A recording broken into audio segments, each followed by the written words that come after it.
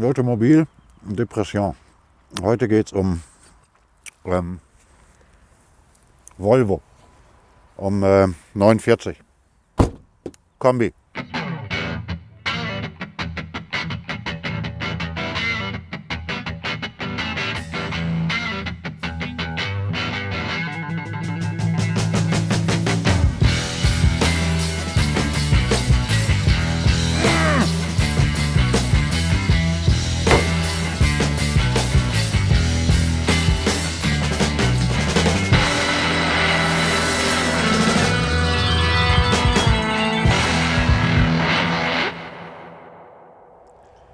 Also mit ganz viel Glück bin ich hier aus Berlin mit diesem Voiture Depression, einem Volvo 49, nach Saarmund gekommen. Hier ist so ein kleiner Flugplatz. Eigentlich ganz nett. Hier hat man seine Ruhe, hier kann man schön drehen und ich kann euch mal richtig einen vorlabern von diesem Auto. Also 49 Kombi. Im Prinzip will jeder ein Kombi haben, was Volvo ist. Wenige wollen eine Limousine. Wir haben natürlich auch ein Kombi mitgebracht. 49. Im Prinzip die gleiche Soße wie 47, 69 und so weiter und so fort. Gibt es diverse kleine Unterschiede, aber nichts Gravierendes. Hier 49, letztes Baujahr 94. Mit dem tollen 131 PS Saugmotor, dem sogenannten Red Block. Das hört sich toll an, oder? Ist aber keine Corvette, aber dafür standfester Motor.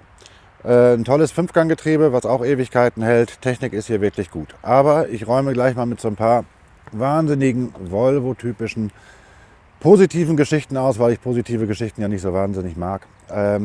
Volvo rosten nicht, Volvo sind endlos sicher. Vergesst den Quatsch, Blödsinn. Auch dieses Auto rostet und sicher ist es überhaupt nicht mehr verglichen mit aktuellen Fahrzeugen. Also jeder Smart ist sicherer. Das ist so. Dennoch hat dieses Auto ein tolles Image. Gerade in Youngtimer-Kreisen oder in Kreisen von Leuten, auch jungen Leuten, finden diese Kombis richtig klasse, weil sie sind natürlich unglaublich praktisch, relativ leicht zu reparieren und man kriegt alle Ersatzteile. Aber man muss sie reparieren. Es ist nicht so, dass diese Autos wirklich ohne Reparatur oder ohne Pflege Ewigkeiten halten. Will ich ein Auto haben, was wirklich Ewigkeiten fährt, und das ist mit diesem Auto tatsächlich machbar, muss ich es ein bisschen lieb haben. Ja? Also ich muss hier schon mal was dran machen und ich zeige euch gleich mal exemplarisch, was an diesem Auto alles nicht gemacht wurde und was das dann natürlich für Auswirkungen hat.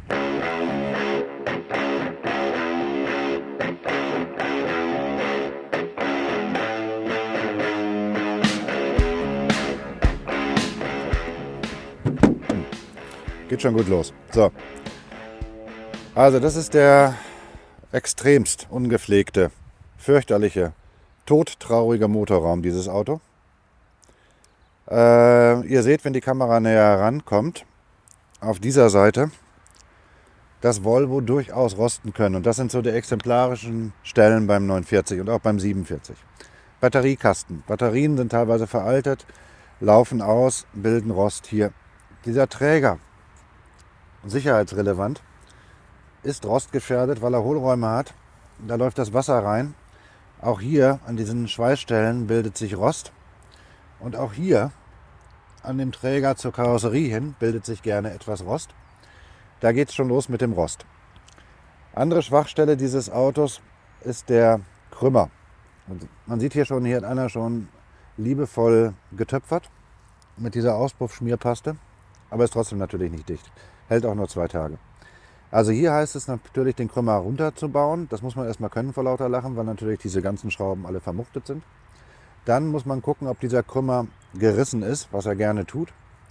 Schweißen ist so eine Sache. Es gibt Spezialbetriebe, die machen das. Die müssen dann in so einem Backofen bei 180 Grad erhitzt werden und mit einem Spezialdraht geschweißt werden. Das geht, kostet natürlich auch wieder Geld. Neue Krümmer gibt es noch, also generalüberholte, kosten so um die 350 Euro. Krümmerdichtung und so weiter ist kein Problem. Dann geht es weiter hier beim Hosenrohr. Dieser Flansch hier, auch immer gerne kaputt. Auch hier wurde schon ein bisschen getöpfert. Ist natürlich auch nicht dicht für die Langweil. Also um das hier wieder hinzukriegen, Krümmer runter, Krümmer gucken. Im schlimmsten Fall sogar den Kopf runter, weil sich hier nämlich die Abgase Tausende von Kilometern durchgequält haben und das Aluminium des Kopfes weggepustet haben können oder weggebrannt haben können. Das heißt, schlimmstenfalls Kopf runter, Kopf planen, hier am Krümmer, Krümmer instand setzen lassen oder neuen besorgen, Krümmer planen und dann wieder ordnungsgemäß zusammensetzen. Das gleiche mit dem Hosenrohr. Das geht weiter bis nach hinten mit der Abgasanlage. Auch die hält leider nicht immer. Dieser Zubehörkram, den man da jetzt kaufen kann, der halt günstig ist, ist halt qualitativ nicht wirklich richtig gut. So, weiter geht's. Wenn hier Öl rauskommt, heißt das nicht automatisch, dass die Kolbenbringer verschlissen sind. Kann auch sein, muss aber nicht. Dieses Auto hat eine Kurbelgehäuseentlüftung, die sitzt da hinten, die sieht man jetzt noch nicht. Und in dieser Kurbelgehäuseentlüftung sitzt so ein kleines Flammzeug, so ein Flammröhrchen, was die Abgase verhindert. Das setzt sich zu. Dann steigt der Öldruck und das Auto pumpt ganz viel Öl in den Kopf, mehr als es soll. Und dann läuft es da oben raus. Das kann man aber relativ schnell für relativ kleines Geld erledigen. Ansonsten ist zu diesem Motor eigentlich wirklich nicht viel Negatives zu sagen. Es sei denn, wie man hier auch nochmal erkennt, es gibt so ein paar Werkstätten, die kennen sich halt tatsächlich nicht aus. Und diese Wasserpumpe ist hier mal vor kurzem neu reingekommen, aber absolut unsachgemäß. Also hier zwischen Zylinderkopf und Wasserpumpe sitzt so eine Gummidichtung. Die sitzt hier total beschissen.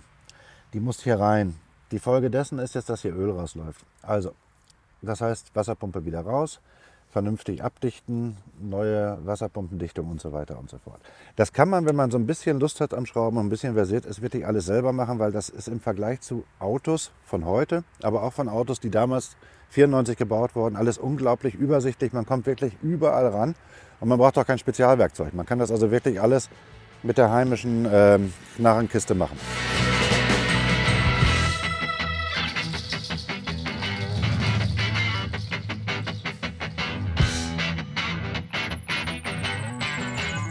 Also zugegeben, dieser Motor sieht nicht mehr so aus, als ob er läuft, aber er tut es tatsächlich.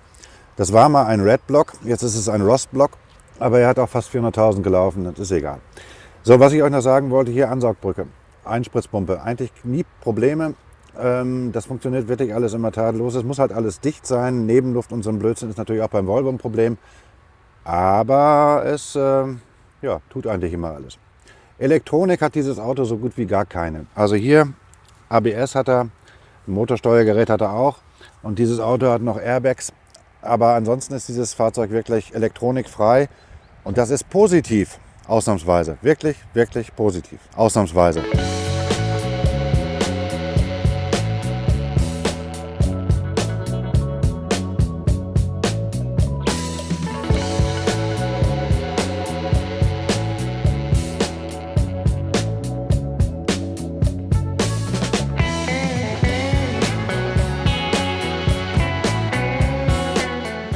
Ein ziemlich dämliches Problem dieser Modellreihe sitzt hier. Man sieht es überhaupt nicht und das ist nämlich das Dämliche. Also, es gibt hier den Wärmetauscher wie bei jedem Auto, der sitzt hier irgendwo dazwischen. Und bei Klimaanlagenfahrzeugen ist es noch blöder. Da gibt es so einen kleinen Schlauch, der das Kondenswasser nach unten führt. Wenn der porös wird oder undicht wird oder abreißt, sammelt sich das Wasser hier unten drunter. Und hier kann man schon gucken, ob das hier alles nass und feucht ist. Kühlmittel riecht man, Kondenswasser riecht man nicht, es sei denn, es schimmelt. Dieser Teppich ist leider aus einem Stück. Das heißt, ich kann nicht mal eben gerade, wenn ich mir so ein Auto angucke, gucke, wie das hier aussieht. Das Problem ist, wenn sich hier unten drunter Feuchtigkeit sammelt, hier ist noch Schaumstoff. Ja, das setzt sich über Jahrzehnte zu und rostet so ganz allmählich den Fahrzeugboden durch.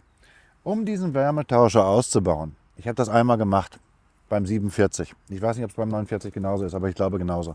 Kann das ganze Armaturenbrett raus, die Sitze raus, die Mittelkonsole raus und dann erst kommt man an den Wärmetauscher. Das Teil selber ist nicht teuer, aber das nervt echt. Tolles Extra, ja, bei den letzten Kombis relativ oft, früher sehr selten, beim 47 sind die Schiebedächer. Das sind ganz normale Stahlkurbel-Schiebedächer, später dann auch elektrisch. Auch die, dann das sieht man hier schon wunderbar, werden nie gepflegt, werden nie gewartet. Das heißt, die müssen wirklich abgeschmiert werden. Man sieht das hier schon an dieser Gummidichtung. Hier sitzt Moos von vor, was weiß ich, aus den 90ern noch dran. Das hat zur Folge, dass irgendwann die Gelenke abbrechen. Und wenn die Gelenke abbrechen, kriegt ihr das Ding nicht mehr auf. Um es zu reparieren, kann man machen, ist auch gar nicht so schwer. Problem ist nur, der gesamte Dachhimmel muss raus. Das ist aber auch kein Problem beim Kombi, weil man kann den sehr gut lösen und kann ihn in Gänze hinten durch die Heckklappe rausziehen. Und dann kann man die ganze Schiebedachkassette rausnehmen und dann empfiehlt es sich, ob man sich ein gutes Gebrauchtes besorgt, komplett, das kann man so wieder reinklinken. Oder ob man sich sogar ein elektrisches nimmt, das ist nämlich im Prinzip das gleiche, nur mit dem Elektromotor. Die Kabel sind alle schon vorgerüstet, auch kein Problem. Und die letzten hatten sogar Glasdachschiebedächer. Und hin und wieder werden die auch angeboten. Und das ist so der letzte Schrei, das mögen die 49er Leute. Also man kann dann Glasdachschiebedächer nachrüsten. Aber achtet darauf, ob die Schiebedächer funktionieren. Bei dem kann ich euch gleich mal zeigen, tut es nicht mehr. Oh.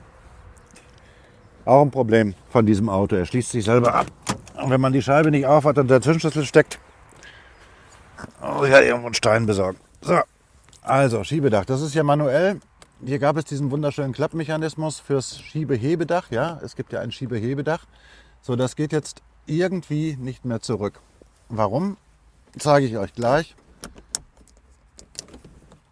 Ich muss jetzt nach außen wieder.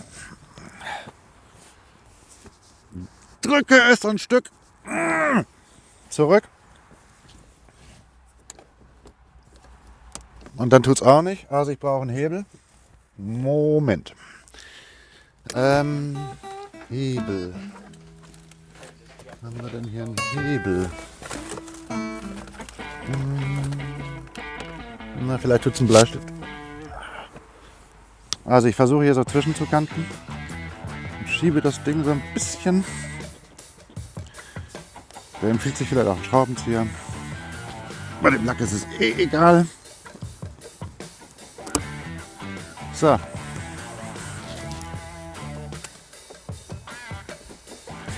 Haha. So, jetzt geht's auf.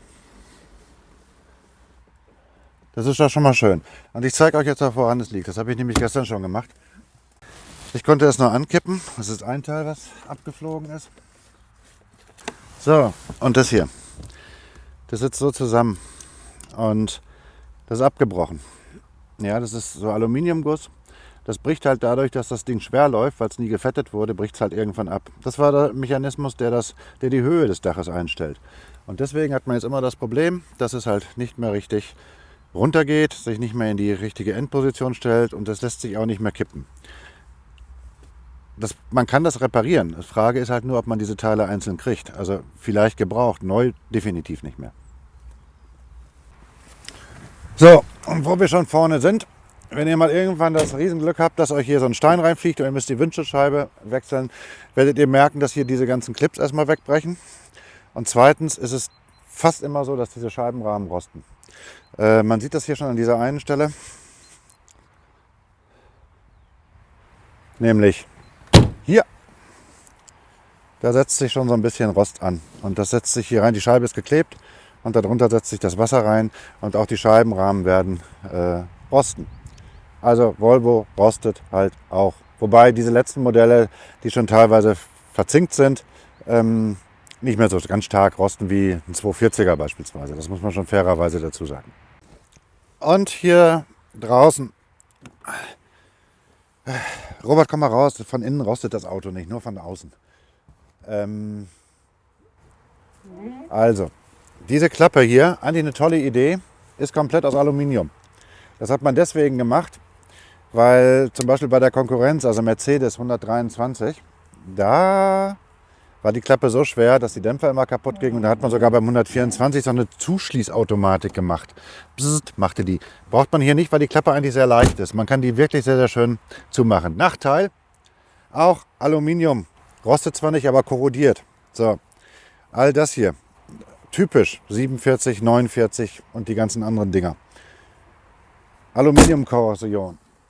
Das kann man halt machen, aber das ist im Prinzip wie Rost bei Stahl. Nur bei Aluminium, man muss es halt wieder vernünftig machen und das Aluminium halt runterpolieren und dann wieder mit einer speziellen Grundierung kann man dabei lackieren. Ist bei diesem Auto ehrlich gesagt egal, weil, naja, er fährt ja immerhin noch.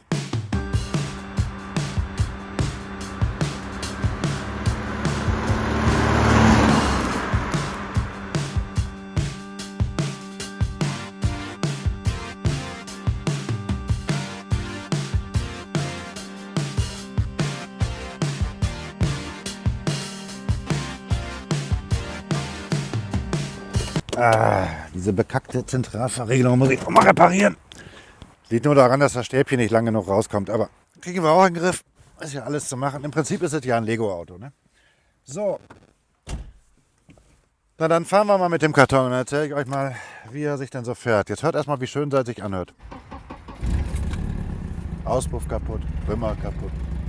Aber er läuft.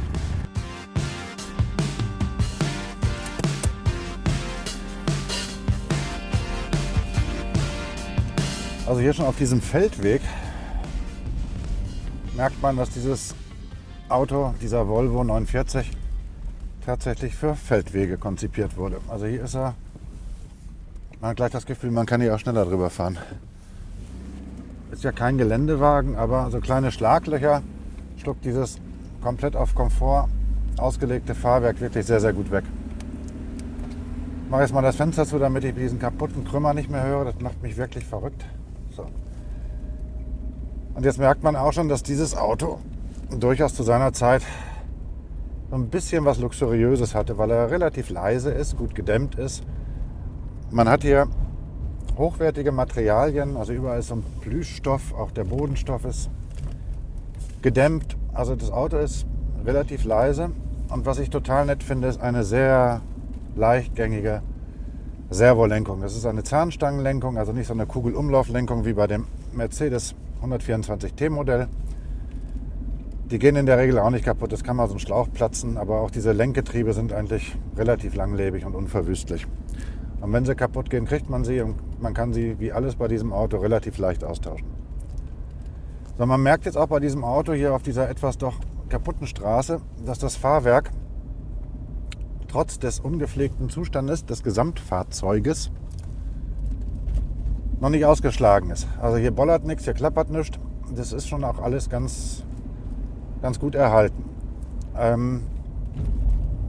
Was für dieses Auto spricht, weil es wurde tatsächlich nicht gepflegt. Ich kenne es jetzt seit 10 Jahren und das wurde genutzt, größtenteils für Stadtfahrten, selten für Fernstrecken, aber hier klappert nichts. So, dieser Motor ist komplett belanglos, also man merkt ihn einfach nicht, er macht einfach seine Sachen, er hört sich nicht wahnsinnig toll an, er ist nicht besonders spritzig, er ist auch nicht durchzugsstark in dem Sinne, also man kann ihn untertourig fahren, aber ja, macht er nicht so richtig gerne, nicht? Also ich bin jetzt bei 60 im 5. Gang, ist jetzt nicht so seins. Also ein bisschen höher tourig kann man ihn fahren, aber im Prinzip, ja, also wirklich ein sehr unspektakulärer Motor. So ein Bauern-Trecker-Motor halt. So, hier sind so schwedische Straßenverhältnisse. Hier kann man dann mal wieder so ein bisschen driften. Man sieht, dass dieses Auto durch diese Starrachse und durch dieses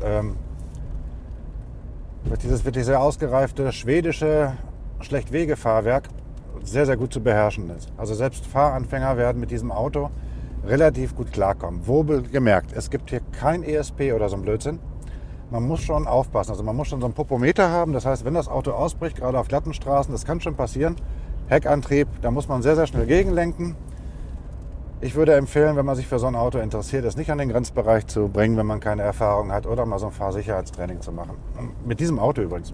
Also nicht mit einem neuen Auto, sondern mit dem eigenen Auto auf Fahrsicherheitstraining, mal zu gucken, wie reagiert so ein Fahrzeug. Gut, Thema Getriebe.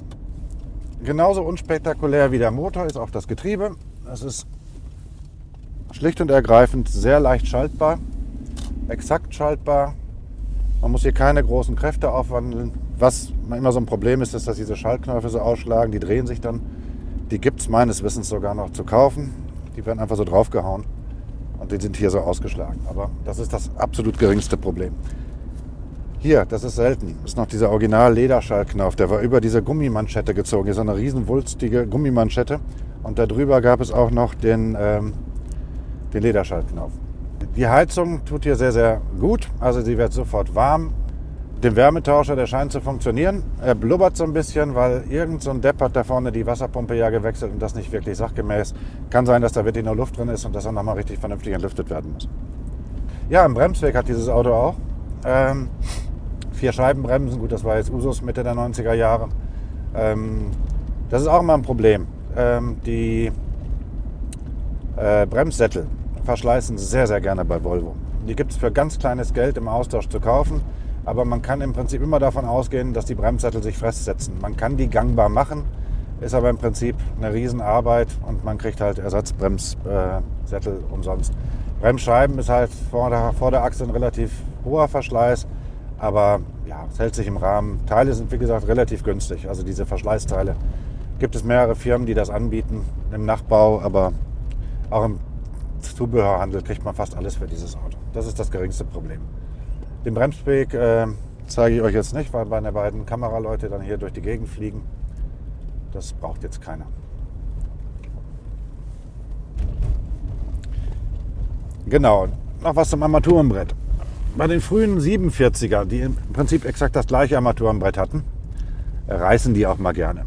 Bei den späten 49ern reißen sie komischerweise nicht mehr. Das mag jetzt sein, dass die ein bisschen jünger sind, die Autos, oder dass die damals andere Weichmacher verwendet haben, die nicht mehr so oft reißen. Also dieses Armaturenbrett, wie gesagt, dieses Auto ist wirklich runtergeritten, ja, aber dieses Armaturenbrett hat nicht einen einzigen Riss. Gleiches gilt für diesen Himmel übrigens. Ein Riesenproblem bei Volvo 47, 49. Die meisten Himmel hängen. Angeblich wurde ab 93 dann nachgebessert. Und bei diesem Auto ist der erste Himmel drin und der klebt oder heftet wirklich an der Pappschale, die hier drunter ist, perfekt. Also da ist nichts irgendwie hängend oder reißend. Elektrik, auch so ein Thema. Also was mich total kirre macht, ist, wenn hier so Glühbirnen nicht funktionieren. Es ist super einfach zu wechseln. Man kann hier dieses ganze Tableau rausziehen, zack. Und dann gibt es hier so 4 oder 2, 3 Glühbirnchen, die man ersetzen muss und dann leuchten wieder alle Schalter. Das gleiche ist hier mit dieser Heizungskonsole, überhaupt kein Problem. Auch hier die Instrumenteneinheit. Ach ja, genau, das ist noch ein interessantes Thema. Instrumenteneinheit. In der Regel funktionieren die nicht mehr. Also Tacho geht nicht mehr und die Tankanzeige ist ein Riesenproblem. Bei diesem Auto ist komischerweise die Uhr ein Problem. Aber ansonsten ist Tacho und Tankanzeige immer ein Problem, setzt aus.